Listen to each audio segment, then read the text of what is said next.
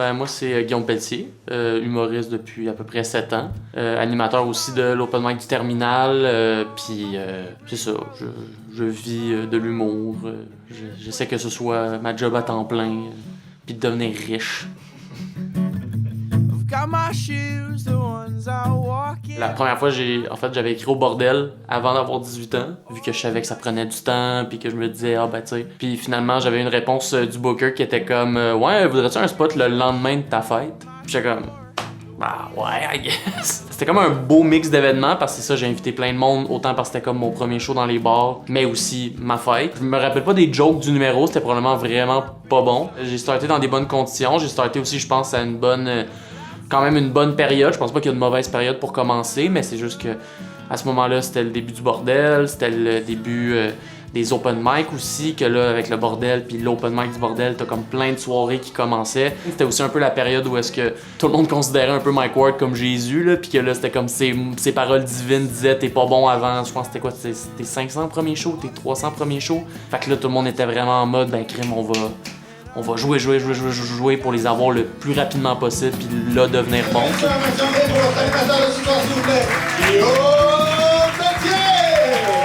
À l'époque, j'avais une soirée open mic, mais qui était dans un autre bar, un bar qui est fermé aujourd'hui, qui s'appelle le Billy Buck. Puis c'est ça, tu sais, à un moment donné, la propriétaire, elle m'en parle, puis elle est comme, ouais, c'est ça, nous, le Billy Buck, je pense qu'on va le vendre. Puis à ce moment-là, ça a donné que une de mes professeurs à l'école de l'humour, en fait, une de nos professeurs, c'était une gérante qui était actionnaire du Terminal Comedy Club. Fait que ben, j'ai approché ma prof, puis je leur ai dit, tu sais, c'est-tu encore quelque chose qui vous intéresse, un open mic? Puis les actionnaires ils ont fait, ouais, ok, on est prêt à l'essayer.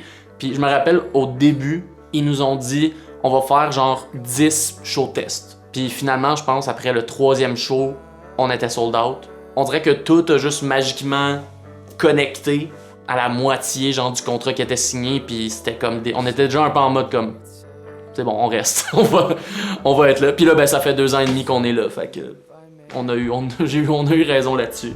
Oui, j'aime qu'il a dit Capsulum puis il a fait ah non, il sait pas c'est quoi, je vais lui expliquer. Un numéro qui m'a marqué, positivement ou négativement. Mais moi je pense que ce que j'aime beaucoup, c'est voir la première fois de quelqu'un et voir son naturel sortir. C'est un exemple qui va être très très récent, mais j'ai eu un gars qui m'avait écrit que c'est quelqu'un qui travaille dans le Nord, fait que tu sais, lui, souvent il y a comme des moments très précis où il peut passer. Et là, il m'avait dit c'était quand les dates qui revenaient à Montréal, puis il était comme, penses-tu que je pourrais avoir une date dans ces moments-là? Puis j'ai fait comme, hey, pourquoi pas? Ben oui, viens-t'en. Puis lui, c'était sa première fois sur scène ever. C'était vraiment beau parce que, genre, oui, il y avait son texte, mais ce qui faisait rire le monde beaucoup, c'était juste son naturel, c'était juste sa manière de raconter. Puis c'était juste genre, il y avait comme une espèce de, ça va être bizarre à dire, mais de timidité assumée. Genre, on dirait que ce qui passait par la tête, il le disait, puis il accusait comme un peu genre son stress, mais ça a comme créé un beau moment que tout le monde riait vraiment de bon cœur avec lui. Oui, un peu parce que bon, c'est sa première fois, on est comme crime, c'est fucking stressant, genre on veut t'encourager, mais aussi parce que ce qu'il disait dans ces moments-là était fucking drôle. Donc on dirait que juste dans le plus grand hasard des choses, tout ce chaos-là a comme décidé de bien fitter ensemble avec le public et que là, ben, ça a marché puis on a tous passé un beau moment, tu sais. Je trouve ça vraiment beau. Est-ce que des fois, tu te dis à quoi bon? Je me dis pas à quoi bon. J'aime faire ça, c'est ma passion, c'est ce qui me motive. Si je pouvais faire de la scène tous les soirs, je le ferais. Des fois, ce qui tombe dans le à quoi bon, c'est peut-être un peu plus l'aspect industrie ou l'aspect capital de la chose. Tu veux pas, si tu veux jouer, ben là, faut que tu aies un public, faut que tu aies des... Puis là, surtout avec l'internet, faut que tu aies des followers, puis là, avoir des followers, puis là, faut aussi que tu prennes des gigs pour avoir de l'argent, pour payer tes bills, puis pour payer ton loyer, puis tout ça. C'est une job qui est difficile, puis des fois, justement, d'essayer de faire ce travail-là, justement, puis aussi, on est...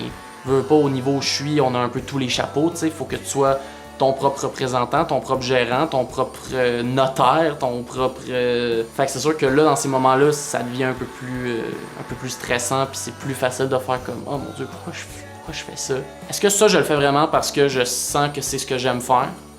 Ou est-ce que ça, je le fais juste parce que je me suis fait dire que c'est comme ça qu'on doit le faire, t'sais? Est-ce que moi, je peux faire quelque chose d'autre qui me ressemble un peu plus, qui me passionne un peu plus, puis qui va chercher les choses que moi, je veux faire? Ça veut dire connecter avec le monde, Puis oui, me construire une communauté, oui, me construire un public qui va venir voir mes shows.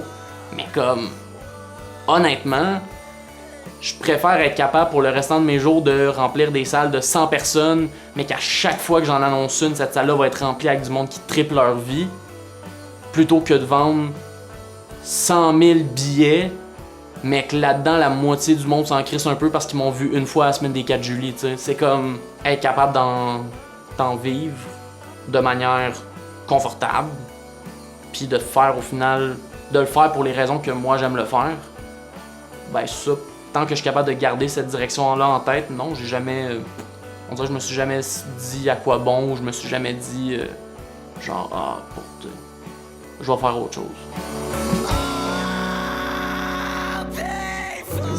Ben merci à vous autres. C'était vraiment bien. Merci bien.